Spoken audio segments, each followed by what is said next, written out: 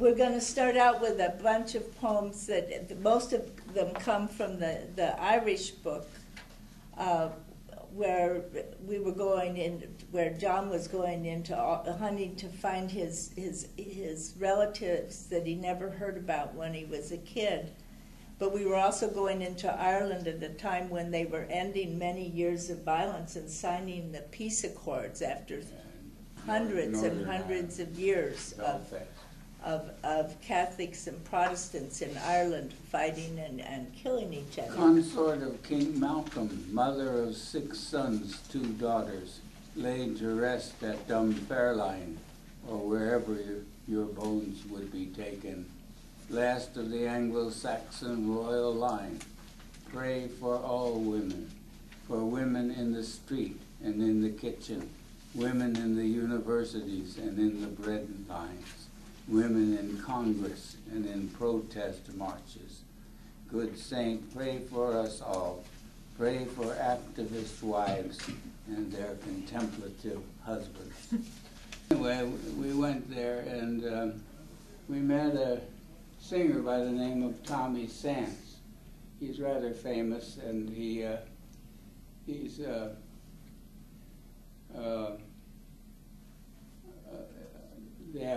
Belfast has a big radio station. He's always on there singing. Anyway, this is what I found out talking to him. Hearing Tommy Sands in Kiel. It's Kilkeel.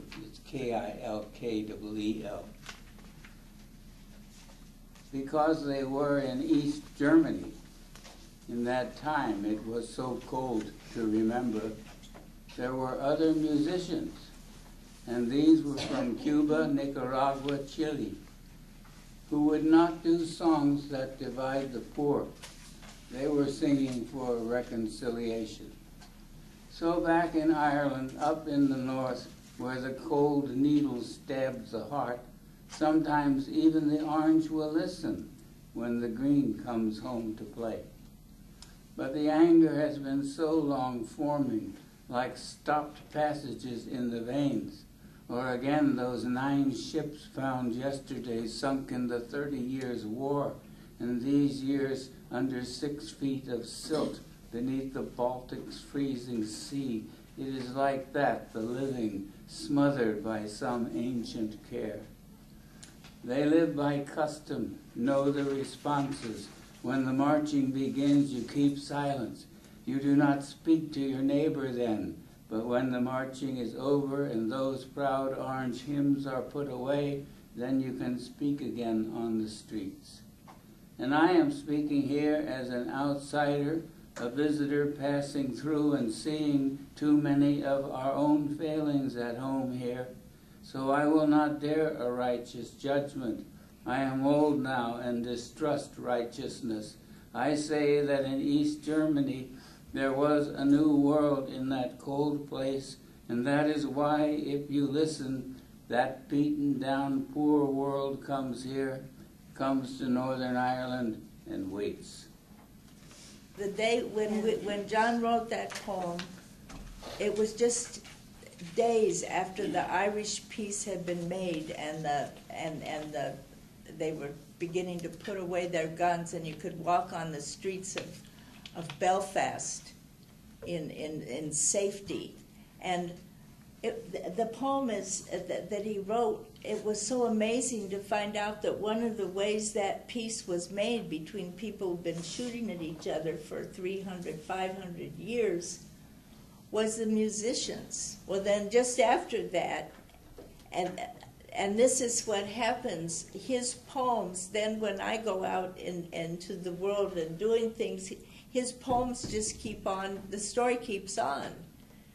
Because I was in Nicaragua, and I was climbing a mountain. Nicaragua is a very poor country, and they had a big civil war between the Marxist Sandinistas, who were the poor people, and then the people supported by the United States, the Contras, as they were called. And I was walking to this coffee co-op where people where people grew their own coffee, and they shared stuff so they weren't exploited like they would be if they worked on a coffee plantation. And I was walking with this man who was he had been a Sandinista captain. He'd become a guerrilla when he was in about 18 or 19, never expected to come back alive. And as we were walking, he was pointing up the mountain at these rocks. He says, that's where we had our camp. Well, the coffee co-op was made up of both people who had been, it had been started by the Sandinistas, and actually the other side, the Contras, had come down and burned their coffee co-op to the ground and killed some of their people.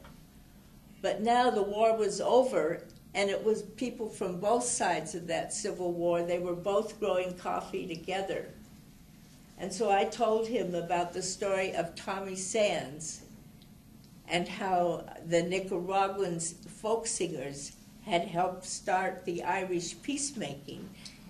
And then he sang me he sang me part of the People's Mass of Nicaragua that was written by this folk musician in Nicaragua in the 80s. And that folk musician's son, who grew up in the United States, became a war protester.